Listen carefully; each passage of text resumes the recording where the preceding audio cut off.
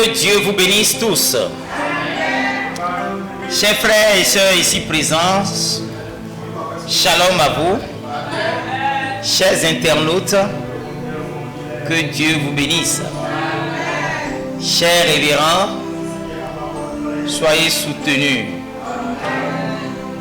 Une fois encore, nous sommes venus dans sa maison pour dispenser ce message. C'est un enseignement, une révélation de mystère. C'est la venue de Christ. Amen. Vous avez devant vous le frère Innocent Khosoudodo, pasteur de la Super Église de Christ Branham à Révier, en République du Bénin. Nous invitons les uns et les autres à s'abonner, à aimer et à partager, parce que d'autres auront certainement besoin de cela.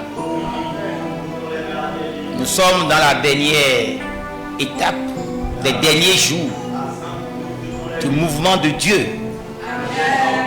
Et ces messages viennent du dernier messager de Dieu envoyé sur la terre au monde des gentils.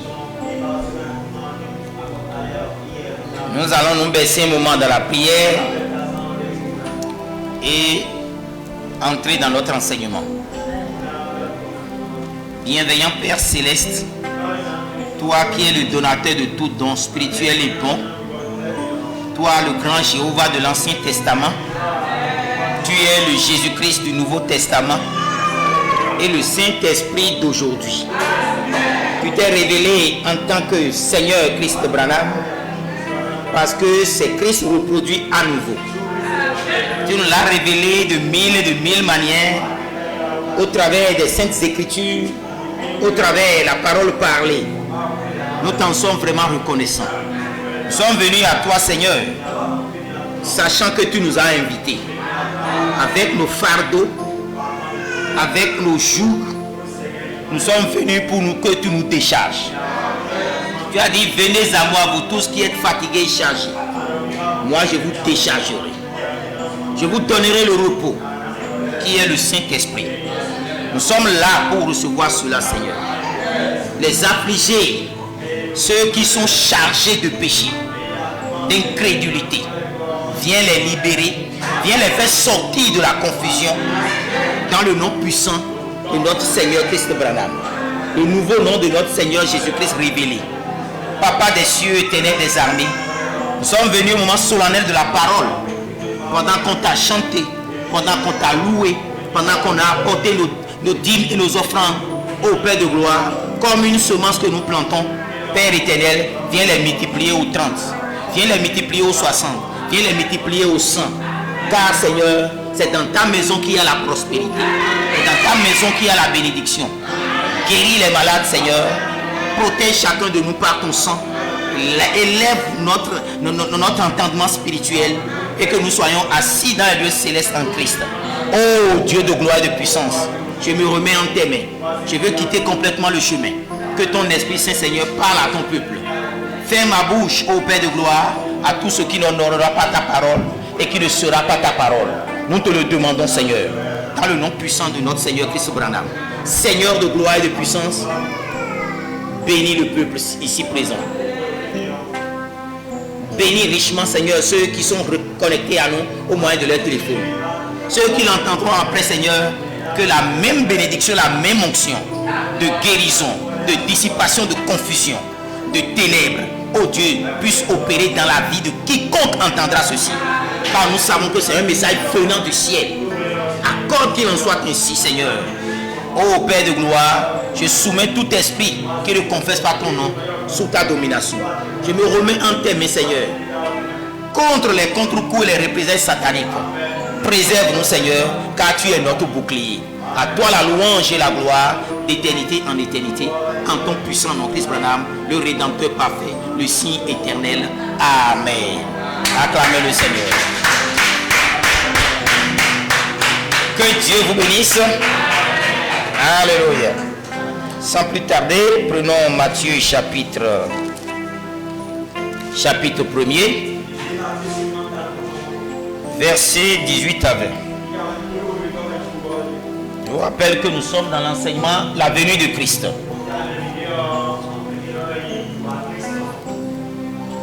Voici de quelle manière arriva la naissance de Jésus-Christ.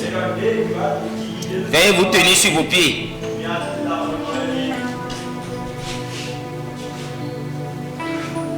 Marie, sa mère, ayant été fiancée à Joseph, se trouva enceinte par la vertu du Saint-Esprit. Avant qu'ils eussent habité ensemble, Joseph, son époux, qui était un homme de bien et qui ne voulait pas la diffamer, se proposa de rompre secrètement avec elle. Comme il y pensait, voici un ange du Seigneur lui apparut en songe. Amen. Et dit: Joseph, fils de David, ne crains pas de prendre avec toi Marie, ta femme. Car l'enfant qu'elle a conçu vient du Saint-Esprit. Lisons la fameuse citation de la Bible. Jean 3, 16. Car Dieu a tant aimé le monde qu'il a donné son Fils unique. Retenez cela.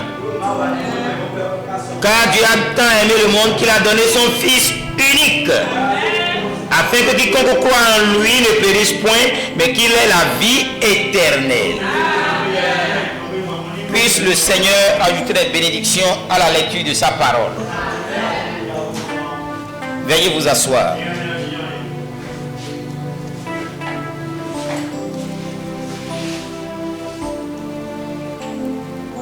Chers frères et sœurs, chers révérends,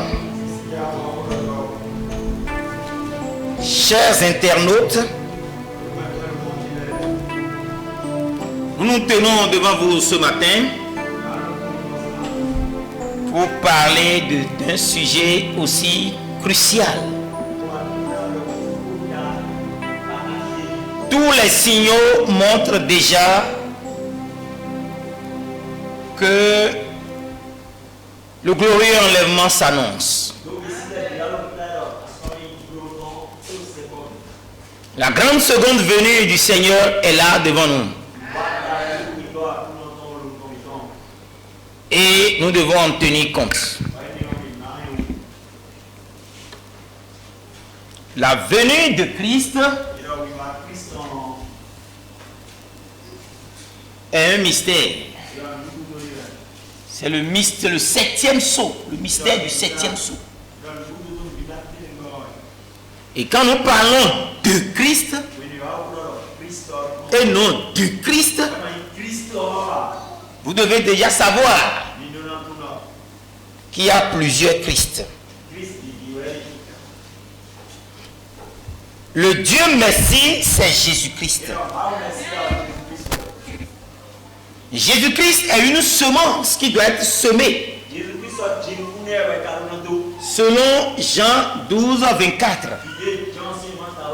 Et cette semence doit se reproduire. Et dans la loi des semailles, il y a une fête que Jéhovah a demandé de fêter. La fête des prémices.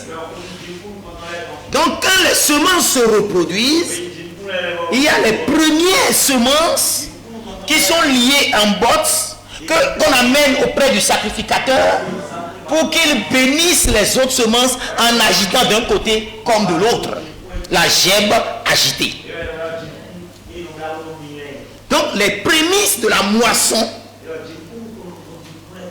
de Christ qui est la semence, le grain de blé, cette semence reproduit doit produire un homme. Et cet homme est appelé l'homme Messie. Et cet homme doit être les prémices de la moisson. Dès lors, nous nous retrouvons devant plusieurs Christ. Parce que l'objectif de Dieu, c'est que Dieu devienne un homme. et que l'homme devient Messie. L'homme devient Christ. Donc quand on dit la venue de Christ, c'est sa première venue, sa deuxième venue que nous voulons aborder ici. La troisième venue, on peut faire clin d'œil sur la troisième venue. Donc le Christ, le Dieu Messie, et le Christ reproduit, qui est l'homme Messie, le Seigneur Christ Branham. Comme vous le voyez sur l'affiche. La fois dernière, parlant de la venue de Christ, nous avions dit qu'il y a des choses que quand Dieu fait, il ne le fait pas de la même manière s'il décide de le répéter. Cela amène un changement de programme. Nous avions pris l'exemple de la destruction de la terre, la destruction du monde. On a vu qu'au temps de Noé, Dieu a détruit la terre par l'eau.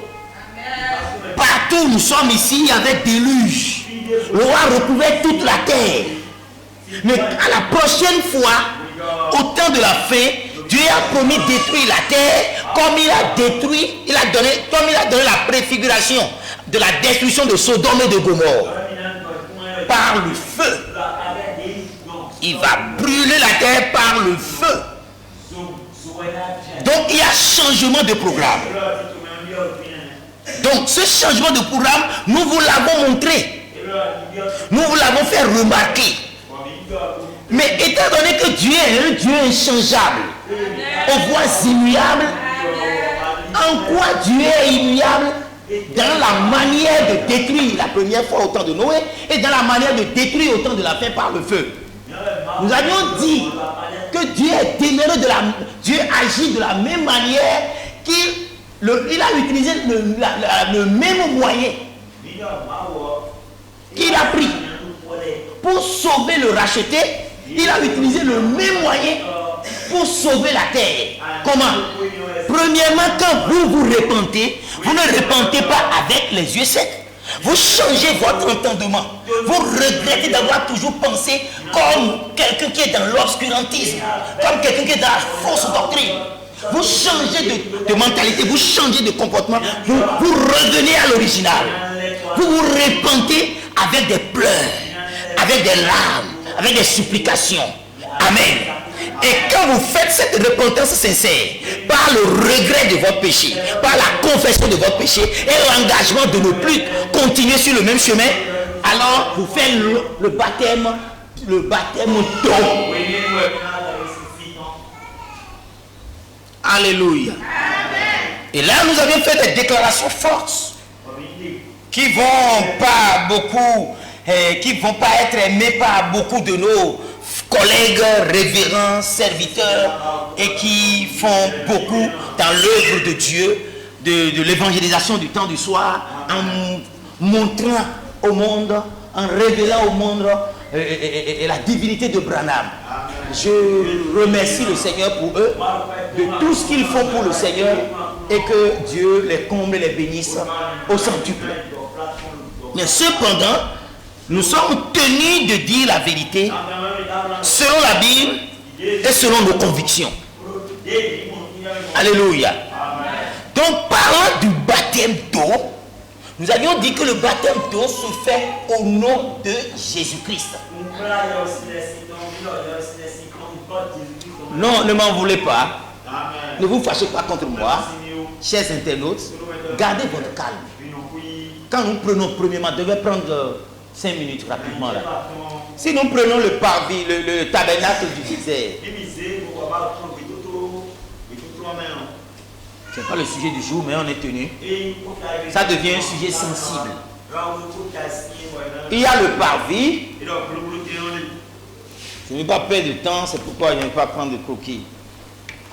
Il y a le parvis.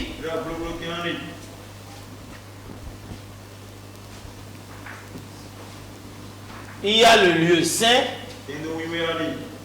le lieu très saint, le lieu saint et le parvis. Le parvis est là. Quand vous voyez l'autel d'Holocauste, il y a le bassin d'eau. C'est ici qu'on parle de l'eau. Ici, il y a un autel d'encens pour entrer dans le lieu saint des saints. Ici, c'est ici qu'on applique le nom nouveau. Le nom nouveau de Jésus-Christ. La prière des saints, c'est Apocalypse, chapitre 8, 5, non? Ou bien là où il faut appliquer le nom nouveau, là. Amen, vous voyez. Quand on commence comme ça, donc c'est ça. Donc, c'est là où on applique le nom nouveau. Donc, il n'y a pas de l'eau ici. Ici, c'est le feu qui vient sur le propitiatoire.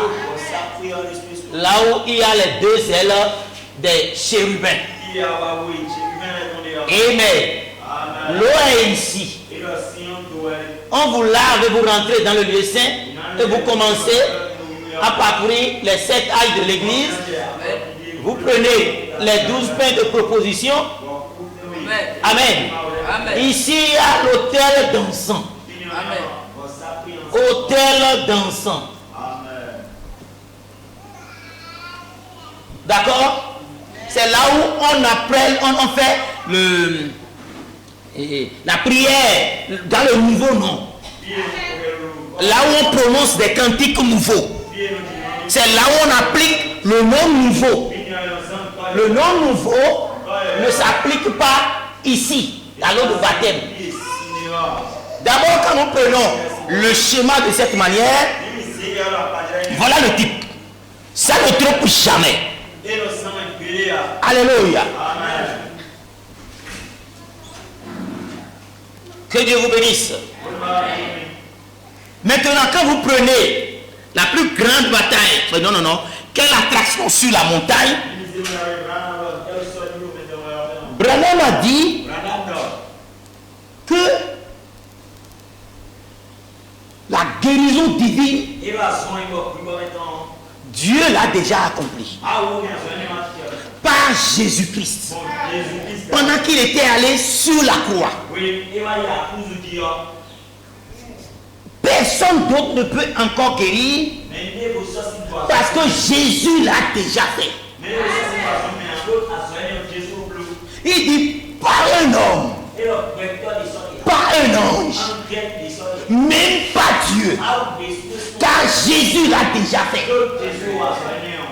Et quand Acte 4:12 dit, il a été donné aux hommes un nom par lequel ils doivent être sauvés. Le nom du salut, c'est le nom de Jésus-Christ. Le nom du salut, c'est le nom de Jésus-Christ. Alléluia. Que Dieu vous bénisse.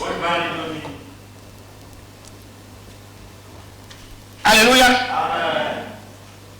Parfait, merci beaucoup. C'est le nom de Jésus-Christ. Ce n'est pas le nom nouveau de Jésus-Christ vient accomplir la rédemption. On aura l'occasion de le voir. Alléluia. Donc le salut, personne d'autre ne peut le faire. Pas un homme, pas les anges, pas même Dieu. Alléluia. Branham est venu accomplir la rédemption. Que Dieu vous bénisse. Donc appliquez le nom Christ Branham. Branham ou William Marion Branham dans l'eau de baptême, c'est une erreur. Parce que le salut est déjà accompli. Amen. Ne soyez pas scandalisés. Et sachez que c'est la vérité. Amen. Que Dieu vous bénisse. Alléluia. Donc, Dieu, une fois le racheté, se répand et se lave dans l'eau de baptême. Il se répand, il se lave dans l'eau de baptême. il commence à parcourir les âges de l'église jusqu'à aller dans le lieu saint des saints où il est dans un milieu insonorisé. Là, on n'est plus ballotté. Là, on est enraciné. Là, que les jours mauvais s'annoncent, que les jours brumeux arrivent, que les jours soient ensoleillés ou pas, on ne prêche pas ici. Alléluia. Vous voyez, donc c'est ce qui se passe ici dans le lieu saint des saints. Et voilà le parcours du croyant jusqu'à aller dans le lieu saint des saints. Alléluia. Donc nous voyons que quand il se repent, il se baptise au nom de Jésus-Christ. Alors après, c'est le baptême du feu et de l'esprit qu'il reçoit. Donc la même manière, le même moyen que Dieu utilise, c'est quoi? Il utilise l'eau pour détruire la terre. Il a utilisé maintenant, il a promis d'utiliser, il a versé son sang pour sanctifier. Jésus sur la croix a versé son sang pour sanctifier. Et après maintenant, c'est le feu qui descend. Donc Dieu est inchangeable, aux voies immuables, s'applique bien là. Mais quand il est question de changer le programme, changer la manière de détruire la terre, il a changé de programme. Et il en est de même de la venue de Christ. La manière dont il est venu premièrement n'est pas, il a changé de programme dans la manière de revenir la seconde fois. Donc le grand Jéhovah a choisi de venir dans le monde dans un corps saint par la Vierge Marie, dans une immaculée conception. C'est le Saint-Esprit qui a conçu, on vient de lire, Jésus-Christ dans le sein de Marie. Non pas son ovule, non pas un sang juif, non pas un sang non juif, mais c'est un sang divin. Dieu a créé son sang, il a créé son eau, il a créé sa chair. Alléluia. Alléluia. Donc Jésus n'est pas juif. Jésus n'a pas un sang non juif. Jésus n'a pas un sang juif. Jésus n'a pas un sang des gentils. Jésus a le sang divin. Et on a montré comment Adam a péché. Comment même Adam, si Adam refusait de rentrer dans le péché d'Ève avec le serpent, et il ne pourrait même pas mourir. Adam était déjà rentré dans le péché. Il ne pouvait pas mourir pour Ève. Mais il fallait que Dieu lui-même vienne avec un corps saint, un sang saint, immaculée conception. Et ça, c'est la première venue. Amen. Amen. Donc c'est pour ça qu'on a montré que puis ce même Dieu fut manifesté dans un corps né d'une vierge. Ça, c'est une révélation de Jésus-Christ, prêché le 4 décembre 1960, Matthieu. Un corps qu'il créa dans le sein de Marie. Il vécut, tabernacla et déploya sa tente comme ce fut le cas parmi les êtres humains. Et ce même Dieu fut fait chair et habita parmi nous. La Bible dit que Dieu était en Christ, le corps, c'était Jésus. En Jésus habitait corporellement la plénitude de la divinité. Amen. Alléluia. Donc après qu'il eut quitté, après que Jésus eut quitté la terre, par sa mort, son ensevelissement, sa résurrection et son ascension, Paul, appelé Saul, le rencontra sur le chemin de Damas. Et une voix se fit entendre disant: Saul, Saul, pourquoi me persécutes-tu? Il demanda: Qui es-tu, Seigneur? Il répondit: Je suis Jésus. Alléluia. C'est là où ça devient intéressant. Alléluia.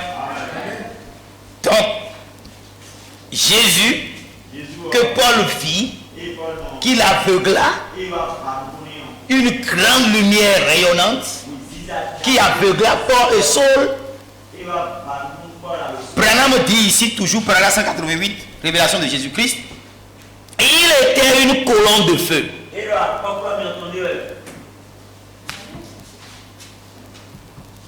Une lumière qui aveugla l'apôtre. Jésus était la colonne de feu. Il était retourné à ce qu'il était. Le même Jésus était redevenu le Père.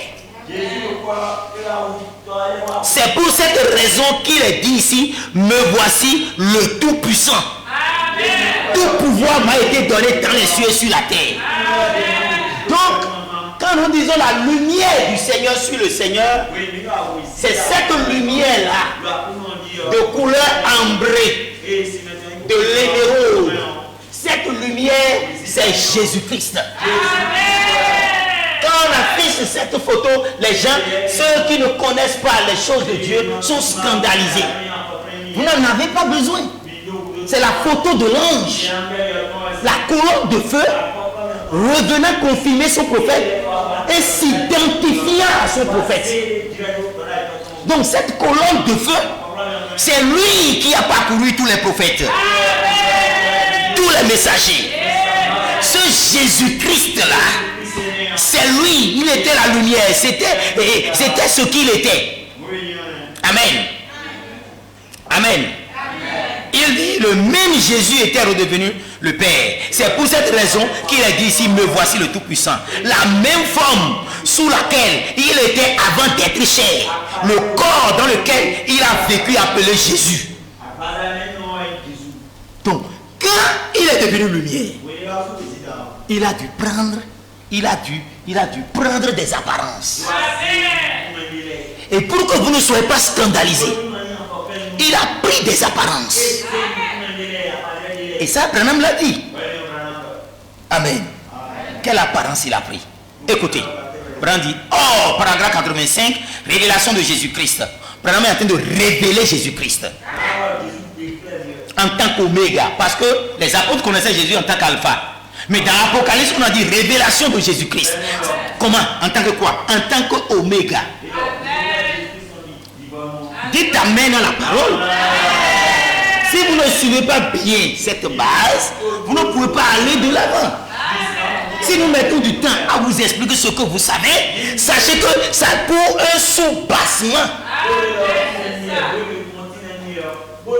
Brandio, dans ce glorieux âge à venir que Jean a vu, maintenant, cette révélation lui a été donnée précisément pour dévoiler le dessein particulier de Christ.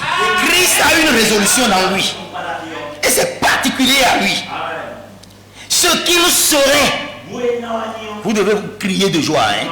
Ce qu'il serait et ce qui sera son apparence dans chaque âge. C'est là où on s'était arrêté, non? Avant de venir là, avant de parler sur ça comme je l'avais parlé la fois dernière, prenons Christ est révélé dans sa propre parole. Le sermon Christ est révélé dans sa propre parole. C'est prêché. Branham a donné ce sermon le 22 août 65 matin. On peut aller? Est-ce que vous êtes prêts? On vous parle de Jésus au temps de midi. On vous parle de Jésus au temps du soir. On vous parle de Jésus au temps de minuit. Et les gens sont embrouillés. Ils sont confus. Ils ne savent pas de quoi nous parlons. Maintenant, écoutez le prophète de Dieu. Celui qui a reçu le mandat de donner l'interprétation à la parole écrite. L'interprétation divine de la parole écrite. Écoutez. Paragraphe 52. Christ est révélé dans sa propre parole. Ainsi, la Bible est la révélation complète de Jésus-Christ. Et elle a été écrite par les prophètes. Hébreux chapitre 1, verset 1. Après avoir plusieurs reprises parlé par les prophètes,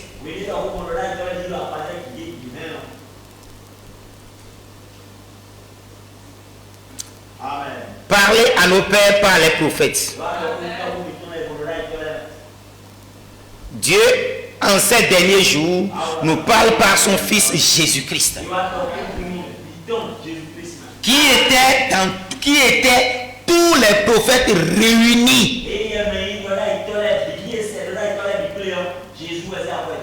Alléluia. Nous sommes d'accord. Qui étaient tous les prophètes réunis? C'est ce que la Bible dit.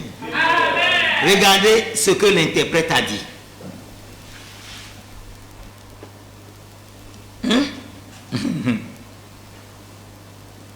Dieu, dans ces derniers jours, nous parle par son Fils Jésus-Christ, qui étaient tous les prophètes réunis. Jésus était Malachi. Alléluia. Regardez l'affiche. Jésus était Malachi. Jésus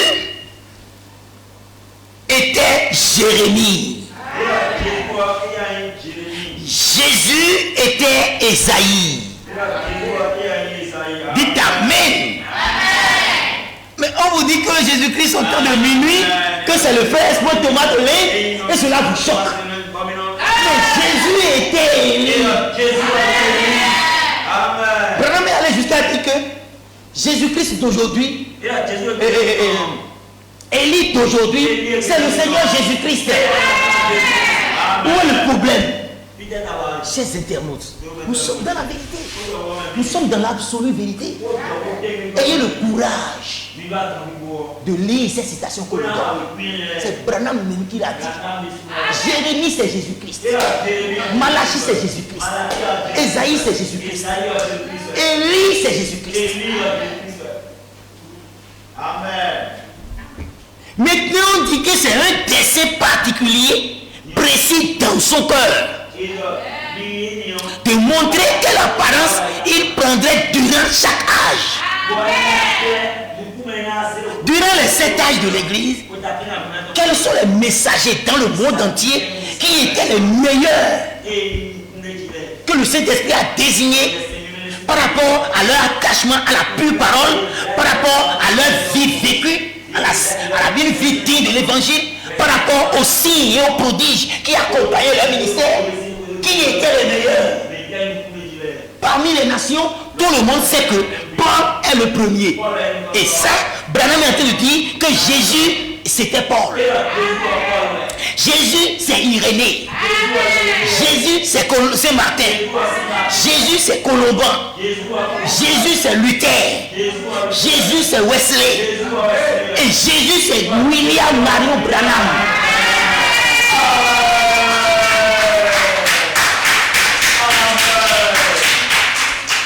Jésus au temps de midi, c'est Jésus le Galiléen.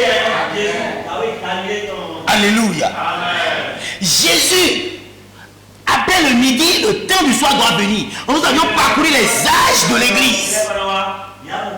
Nous avions compris comment il est né et pourquoi il est né. Il est né pour verser son sang, pour nous pardonner et nous libérer. Il est venu pour verser son sang et nous pardonner et nous sauver et se reproduire. Donc nous sommes en train de finir la première venue. Et le but de la première venue, voilà que quand il a fini la première venue, il a commencé par parcourir les âges de l'église. Amen. Vous nous suivez? Le technicien suit les choses? Amen. Donc nous voyons clairement que après avoir parcouru les âges de l'église, il finit au 7e âge de l'église. Et nous avions vu William Marion Branham. Alléluia. Mais au dernier âge, là, la seconde venue, c'est tout un mystère. Terrible. C'est tout un mystère. Terrible. Amen. Jusque-là, je crois que tout le monde est d'accord avec moi. Oui. Vous êtes tenu d'être d'accord parce que c'est la vérité que vous connaissez depuis toujours. Amen. Maintenant, à la seconde venue, je vais parler de Laodicée. Il y a 2 Élie. Si Jésus-Christ est le premier Élie, Jésus-Christ doit être le second Élie. Si Jésus-Christ était Malachie, Jésus-Christ était Jérémie, Jésus-Christ était Esaïe, Jésus-Christ est le premier Élie de Laodicée, Jésus-Christ est le second Élie de Laodicée. Si le premier Élie de Laodicée est William Marion Branham, Jésus-Christ est William Marion Branham. Si le second Élie c'est Espoir Thomas de l'Inde, Jésus-Christ est Espoir Thomas de l'Inde. C'est aussi simple que ça. Que Dieu vous bénisse. Alléluia. Nous avions dit que nous sommes dans la restitution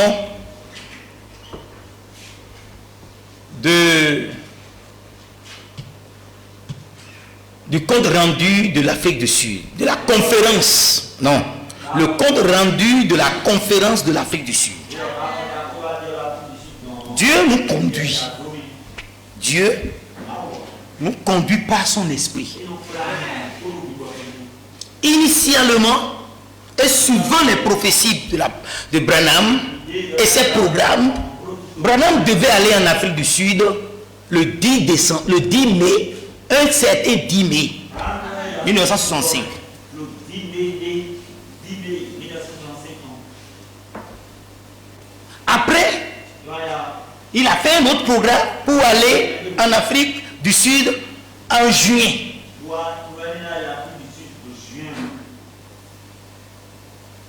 Le 24, il n'a pas pu aller. Et le 24 décembre, je vais dire, il était impliqué dans un accident le 18 décembre 1965. Et le 24 décembre, il est mort. Le diable était content, pensant qu'il a déjà fini. Il a oublié que c'était une mort sacrificielle, c'était la véritable expiation, et qu'en tant que Christ, la tombe ne peut pas le retenir. Branham est effectivement ressuscité. Amen. Donc, il n'a pas pu partir. Mais il devait partir. Comment doit-il alors partir? Est-ce que la sœur Célestine peut me répondre? Comment doit-il partir? Il doit le faire par le second Élie. Nous n'avons pas le temps d'expliquer comment Élie devait oindre Élisée, Jéhu, mais il n'a seulement oint que Élisée, et c'est Jéhu qui devait oindre, ainsi de suite. Vous comprenez comment ça s'est passé? Élie est mort sans accomplir apparemment la mission qui lui a été dévolue. Mais cette mission a été transférée à Élisée. Donc le fait que Branham revienne en Afrique après celui de 1951 était une prophétie. Cette mission a été transférée au second Élie. Donc le message court et rapide. L'évangile éternel doit quitter l'Inde pour venir en Afrique. Alléluia. Voilà que le 10 décembre, le 10 mai, excusez-moi, le 10 mai 2025, par la grâce de Dieu, j'étais à Durban, en Afrique du Sud. Je ne savais pas ce que je faisais. J'attendais. Je ne faisais qu'attendre. Attendre. Jusqu'à 22 mai. Je suis parti. Mais très tôt, j'ai compris qu'il fallait prier plus ardemment pour cette conférence. J'ai fait jeûne, j'ai veillé dans l'hôtel New Albany à Durban, dans le centre-ville. Dieu m'a permis de fouler, j'ai foulé les pas physiques de Branham dans le magasin Curtin, Bête, là où il est allé acheter un pantoufle. Je suis allé là, exactement là. Vous savez comment ça s'est passé? J'ai foulé, j'ai passé, j'ai examiné, j'ai vu, j'ai passé. Seigneur, je veux fouler tes pas, je veux fouler tes pas. Tu es rentré dans ce magasin, je veux fouler tes pas. J'en ai acheté une cravate. Amen. Je suis allé à la place municipale Là où il a guéri beaucoup de malades. Là où il a fait les réunions pour les blancs. Je suis resté là, j'ai prié, je me suis connecté. Parce que les lieux ne sont pas innocents. Je suis allé à Grailsville. Là où Branham a accompli de grandes choses, où l'ange a dit, là-bas, il y aura assez de guérison. J'ai prié sur l'hippodrome de Grailsville. Alléluia. J'ai prié comme Daniel Natch. Daniel Natch, il vécut dans les années 1775 et 1831. Et quand Charles Finet, vous connaissez Charles Finet, Branham parlait de Charles Finet. Quand Charles Finet voulait rentrer dans une ville pour l'évangélisation, Daniel Natch reste là pendant 3 semaines. Il jeûnait, il priait, il veillait pour que les réunions marchent. C'est ce que j'ai fait sans le savoir. En explorant les généraux de Dieu, j'ai vu que tout ce que nous faisons, le Saint-Esprit nous conduit à faire les mêmes choses. Quand Charles Finet lui vient, il jeûne, il fait un jeûne sec de 3 jours. Ni boire, il ne mange pas ni boire de l'eau. Il ne prend rien dans ce pays. Il commence la mission. Allez-y voir. Des enfants, ils réclament, je veux Jésus, je veux Jésus, je veux Jésus. Des gens croient, les guérisons puissantes s'accomplissent. J'ai accompli l'œuvre de Daniel Natch pour Charles Finet. Alléluia. Donc le 13, du 13 au 20 juin 2025, le docteur Branham, un point Thomas, est venu. Si on peut montrer l'affiche. Il est venu pour donner l'enseignement. On était connectés directement. On nous passait les messages sur tableau blanc. Amen. Et on recevait. Que Dieu vous bénisse. C'est les résultats de cette conférence qui a été préparée depuis mai jusqu'en 20 juillet 2025. C'est le résultat de cette conférence que nous venons vous apporter. Voilà Branham un point tout bas. Alléluia. Avec la Bible ouverte, donnant l'enseignement, le message court et rapide de l'évangile éternel. Alléluia. C'est un docteur au Père. Dieu lui a doté d'une onction particulière. Il fait des démonstrations schématiques. Même si tu ne connais pas anglais, même si tu ne connais pas hindi, tu comprends le message.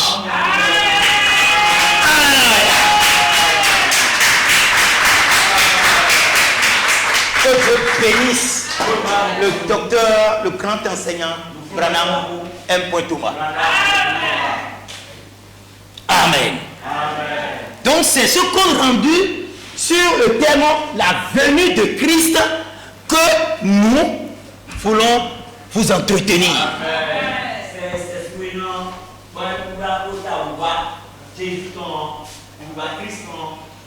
Nous sommes autorisés à partager. Et cela vous donnera la vie. Cela vous préparera. Tenez encore pour votre enlèvement. Que Dieu vous bénisse. Chers frères et sœurs, nous allons continuer. Le cadre étant bien arrangé, c'est préparé. La connexion a été faite. J'ai foulé les pas de Branham. J'ai prié là où il a prié. J'ai reçu l'onction. Je me suis connecté à ce centre-là. Comme Jésus a fait. Je vous dis, là où Jésus a quitté pour venir à l'eau de Jourdain, il lui a fallu près d'une semaine de marche. Les lieux ne sont pas innocents. Faites vos recherches. Il a marché pendant une semaine de marche pour aller voir son cousin, son frère. Il a attendu 30 ans. Parce que la qualification culturelle en Israël, pour être rabbin, il faut avoir la trentaine. Il a marché pour aller là-bas. Nous ne sommes pas allés en Afrique du Sud pour aller nous promener. Nous y sommes allés pour l'œuvre de Dieu. Ce que vous entendez, c'est pour votre bien. Que Dieu vous bénisse. Alléluia.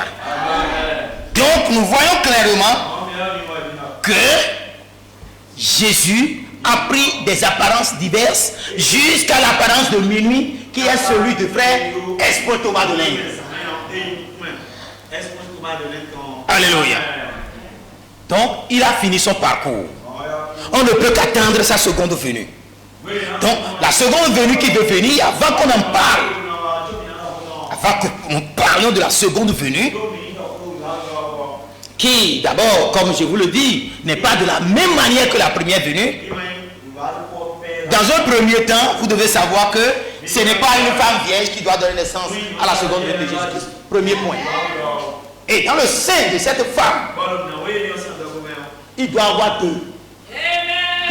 Cette femme doit donner jumeaux. Quelle est cette femme? Nous allons voir. Est-ce que c'est l'église? Quelle église? Nous allons voir. Mais je vais vous souffler ça. L'église pentecôtiste a donné naissance à deux jumeaux. À jumeaux de deux enfants. Le premier, Élie, c'est William Marion Branham. Le second Élie, c'est le frère Espoir Thomas de l'Inde. Là, ça devient comme de l'os à croquer. Mais nous allons descendre, moudre la chose, la rendre vraiment accessible. Mais avant d'y arriver, nous allons parler sur le fils unique et le fils premier-né. Alléluia. Parce que venir sur Jésus-Christ au temps de minuit, Jésus-Christ était Élie. Jésus-Christ était le second Élie. Ça, attendez un peu d'abord. On va y venir. Que Dieu soit loué. Nous avions lu Jean 3,16. Car Dieu a tant aimé le monde qu'il a donné son Fils unique afin que quiconque croit en lui ne périsse point, mais qu'il ait la vie éternelle. Alléluia. Lisons Hébreux 1,6. Et lorsqu'il introduit de nouveau dans le monde le premier-né, il dit que tous les anges de Dieu l'adorent. Les anges de Dieu vont adorer qui? Les anges de Dieu en ce dernier jour, c'est la constellation des 7 anges. Cette constellation de 7 anges ont adoré qui? Christ reproduit à nouveau. Christ, l'homme Messie. Quand il est introduit de nouveau sur la terre, les anges l'ont adoré. Il s'agit de Christ Branham. Donc, premièrement, quand on parle de fils unique, ça fait référence à Jésus-Christ. Donc, cela parle exactement du salut.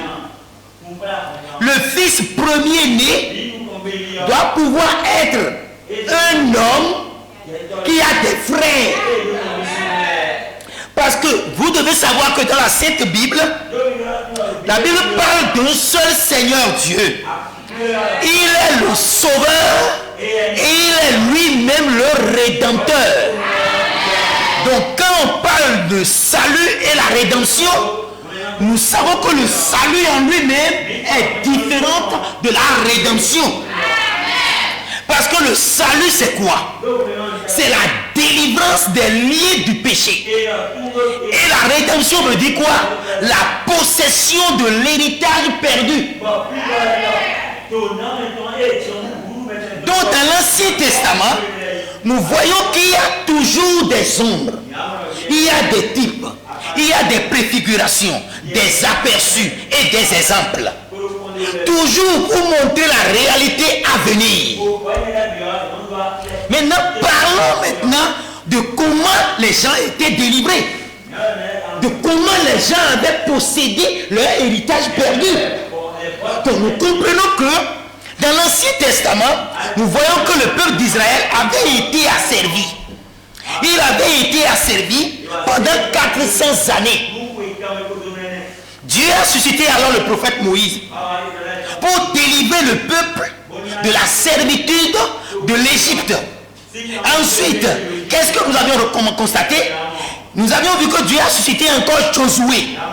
Il fut appelé pour conduire le peuple d'Israël pour aller où? Sur la terre promise. À travers le Jourdain. Et leur partager leur territoire et leur permettre d'entrer dans leur héritage. L'héritage qui était le leur. Donc vous regardez, qu'est-ce que vous remarquez là? Je sais qu'il est l'heure, mais on a commencé un peu tardivement. Accordez-moi quelques minutes. Ça peut aller? Si vous êtes d'accord, dites Amen. Que Dieu vous bénisse. Je suis très content de vous. Alléluia. Donc on a remarqué dans ce petit résumé qu'il y a eu deux conducteurs. Le peuple a été délivré sous la direction de conducteurs et le peuple a récupéré son héritage sous la direction d'un autre conducteur. Le premier conducteur qui les a délivrés de la servitude de Pharaon, c'était qui? C'était Moïse. C'est lui le premier conducteur. Et c'est sous la direction de qui ils ont traversé le Jourdain? Ils ont conquis Jéricho. Sous la direction de qui ils sont entrés dans leur héritage? C'est ce qui? Jéhovah Sauveur. Chez Josué. Amen. Donc nous voyons que la délivrance est sous la direction de Moïse. Oh, la délivrance, c'est le salut. Donc la rédemption est sous la direction de Josué. Alléluia. Vous voulez qu'on lise ça? Que Dieu vous bénisse. Regardez, paradoxe. Barama prêché paradoxe, prêché le 17 janvier 1965. Il dit, paragraphe 42, 42, 43, 44, 45 et jusqu'à 47. Ok? Je vais aller vite. Vous pouvez lire. C'est juste pour dire que ce que nous disons a un soubassement de la parole parlée.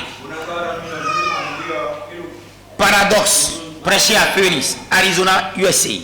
Dimanche 17 janvier 1965. Paragraphe 42 à 47. Ce livre de Josué est un livre. À vrai dire, c'est le livre de la rédemption. Donc Branham lui-même est en train de parler de ce que, suivant les types, Josué est un rédempteur. Il leur a fait posséder l'héritage. Nous sommes d'accord. Mais pourquoi quand nous disons des choses comme ça, les gens acceptent aisément, mais quand on veut l'appliquer dans la réalité, ils sont braqués. Ne faites plus ça. Les types sont là pour assimiler les choses. Dans l'Ancien Testament, Josué, nous devons le considérer comme étant le livre de la rédemption. En effet, la rédemption a deux parties. La rédemption a deux parties en tout. C'est sortir de et entrer dans. Il faut deux aspects pour qu'il y ait la rédemption. Sortir de et entrer dans. Paragraphe 43, regardez. Moïse représentait la loi qui les avait fait sortir d'Égypte, qui les avait fait délivrer. Donc la délivrance, le salut, le sauveur, c'est Moïse. Alléluia. Alors Josué représentait la grâce qui a fait récupérer l'héritage, posséder l'héritage. C'est un fait. Et ce que nous venons de vous dire doit encore s'accomplir aujourd'hui. Qui a accompli le salut dont on a parlé? Dans quel nom devrions nous baptiser? Qui est le ainsi dit le Seigneur? C'est le nom de Jésus-Christ. C'est le nom du Seigneur Jésus-Christ. Parce que le nom du Père, du Fils et du Saint-Esprit, le Père c'est le Seigneur, le Fils c'est Jésus, le Christ c'est le Saint-Esprit. Donc le nom du baptême d'eau, c'est le nom du Seigneur Jésus-Christ, car c'est ce nom qui est le nom du salut. Amen.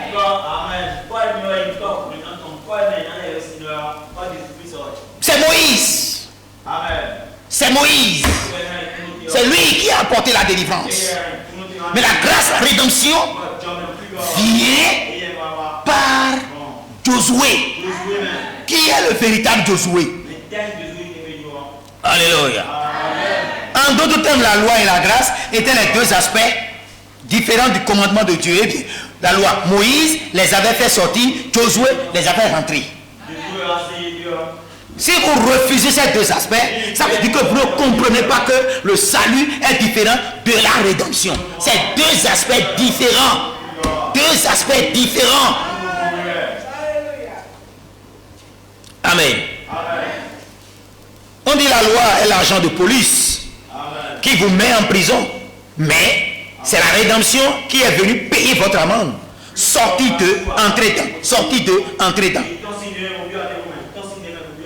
Donc, Branham a encore jusqu'à aller dire que nous trouvons la même chose. L'Ancien Testament, je pense que ce livre de Josué est approprié. Le thème épître aux Éphésiens de l'Ancien Testament. C'est dans Éphésiens que Paul a dit, n'attristez pas le Saint-Esprit. Éphésiens 4, verset 30. N'attristez pas le Saint-Esprit par lequel vous avez été scellés jusqu'au jour de la rédemption. La rédemption est mise dans le futur.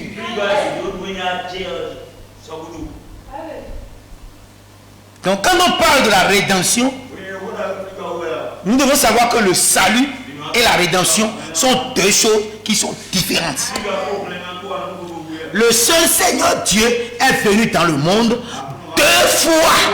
Écoutez très bien. Il est venu dans le monde, le seul Seigneur Dieu, Jéhovah, est venu dans le monde deux fois. En tant que fils unique, Jean 3, 16, et en tant que fils premier-né, Hébreux chapitre 1, verset 6. Qui est-ce qu'on peut adorer s'il n'est pas Christ?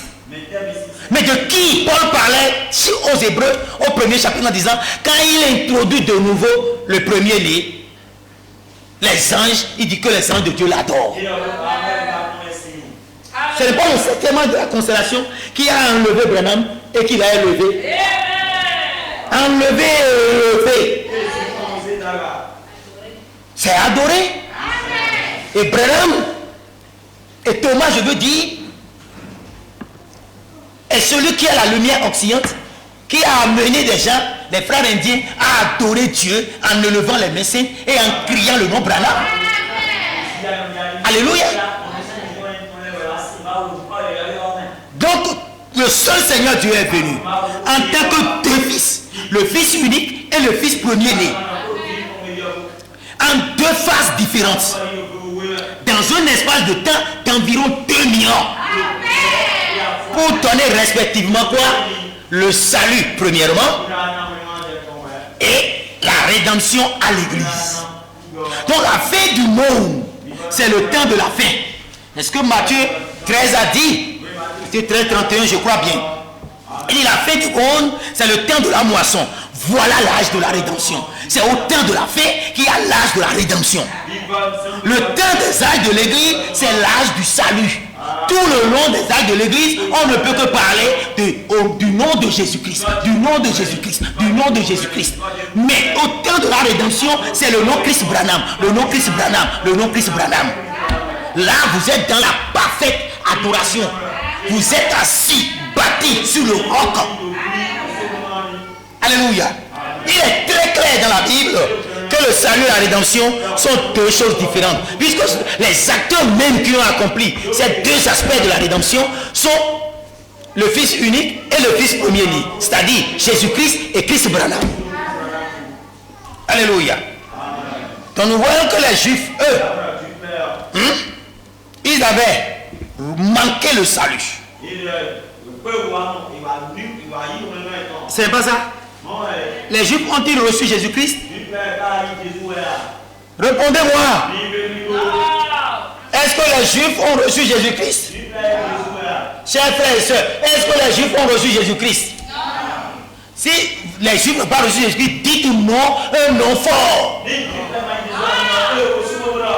Est-ce que les Juifs ont reçu Jésus-Christ? Ok. C'est pour attirer un peu votre attention.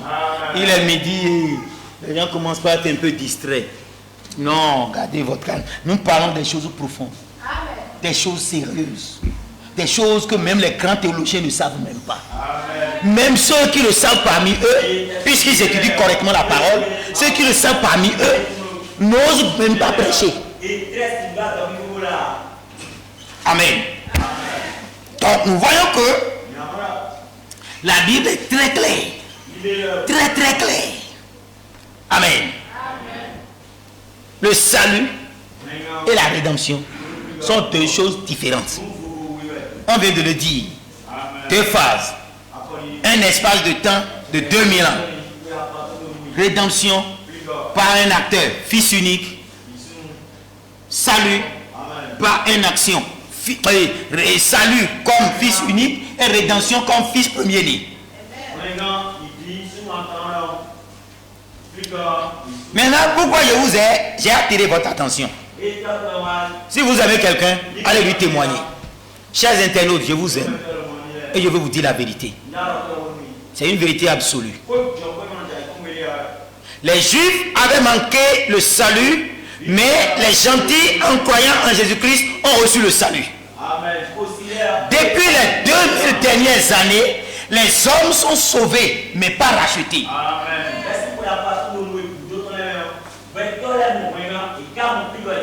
Et je vais vous le lire dans Romains 8, verset 3. Il dit, et ce n'est pas elle seulement, mais nous aussi, qui avons les prémices de l'Esprit, nous aussi, nous soupirons en nous-mêmes.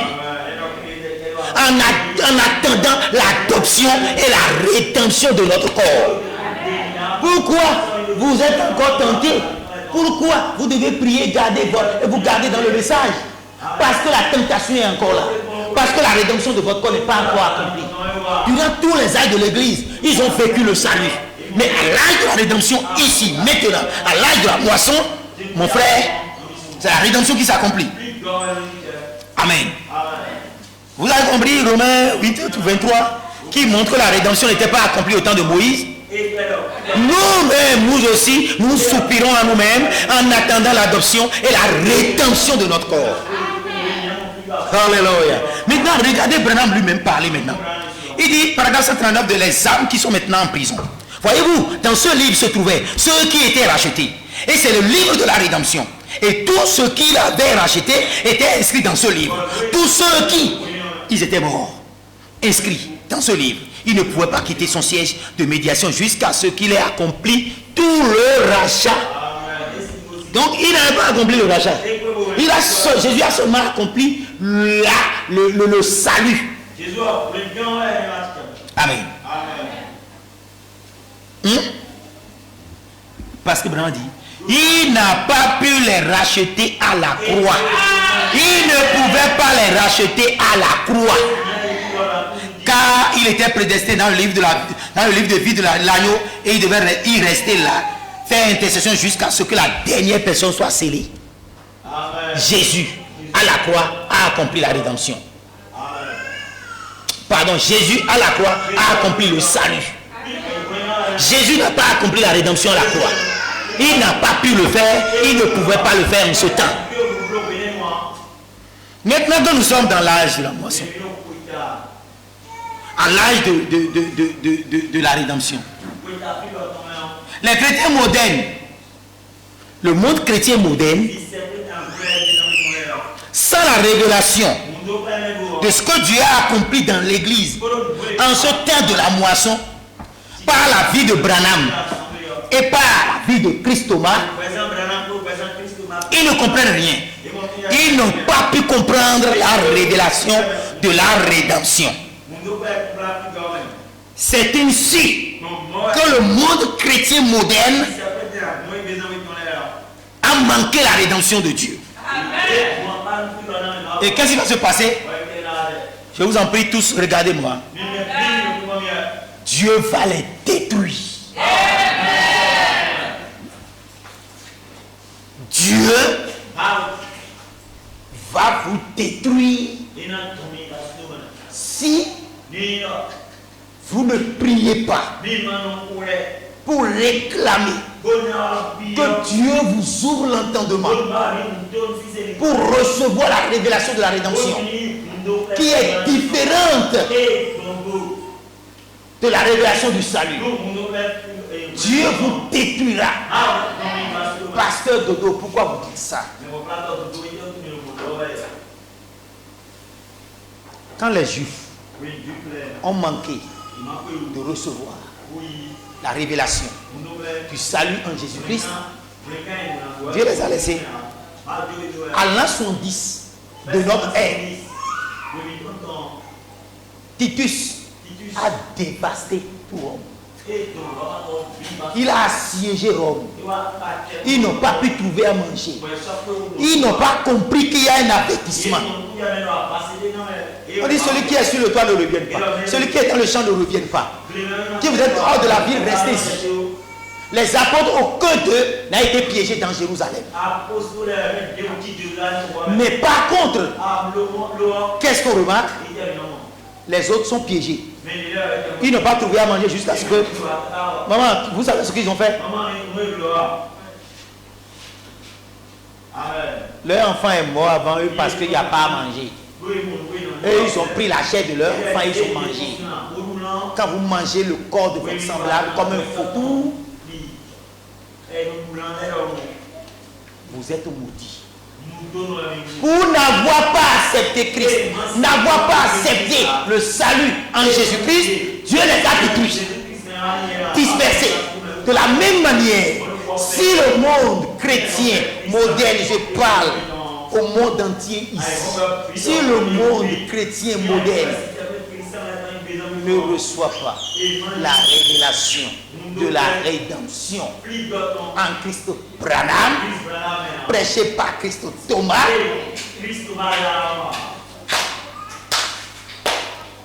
malheur à vous. Dieu vous détruira. Aussi sûr qu'il a détruit les Juifs, aussi sûr qu'il a détruit les gens de Sodome et Gomorrhe qui n'avaient pas accepté les messagers. Frères et sœurs, il avait permis aux Juifs d'aller à la destruction pour n'avoir pas accepté le salut par Jésus-Christ. De la même manière, le Fils unique et le Fils premier-né sont deux personnes différentes. Les prédicateurs du monde chrétien moderne ont la fausse notion que les deux fils sont la même personne. Il dit Jésus le Rédempteur, Jésus le Sauveur.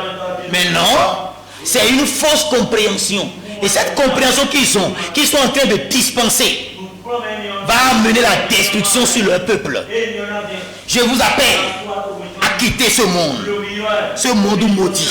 La Bible est claire, la Bible dit que le Seigneur Jésus-Christ est venu en tant que Fils unique. Mais la Bible nous dit clairement que le Fils premier-né a des frères derrière lui. Branham le Christ a d'autres frères qui sont des Christ. Il est le premier-né parmi les frères. Je m'en vais finir ici. Si on dit dans une famille que cette famille a un fils unique, ça veut dire qu'il n'a pas de frère. Il n'a plus de tout seul. C'est ça. Mais quand on dit que cette famille, c'est le premier-né de cette famille, le fils premier-né, l'aîné de cette famille, ça veut dire quoi? Ça veut dire simplement que ce frère aîné à des frères et des sœurs derrière lui. Chers frères, nous sommes venus à la fin de ce sermon de ce matin, de la suite 2 que nous avions prêché le 5 octobre 2025. Restitution des résultats de la conférence de l'Afrique du Sud. Nous avions participé à cette émission-là et nous vous restituons.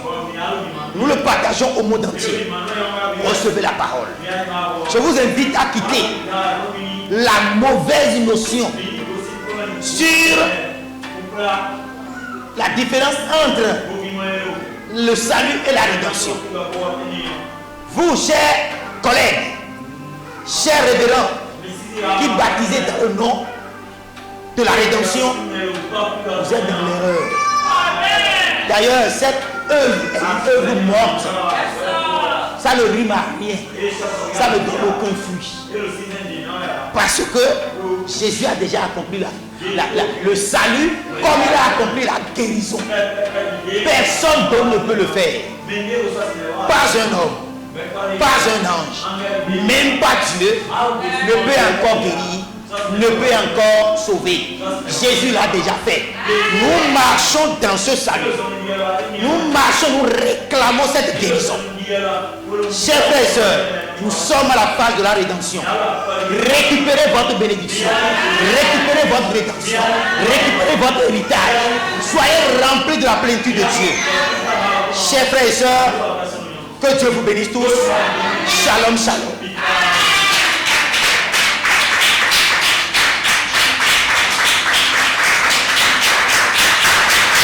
Alléluia. Que Dieu vous bénisse tous.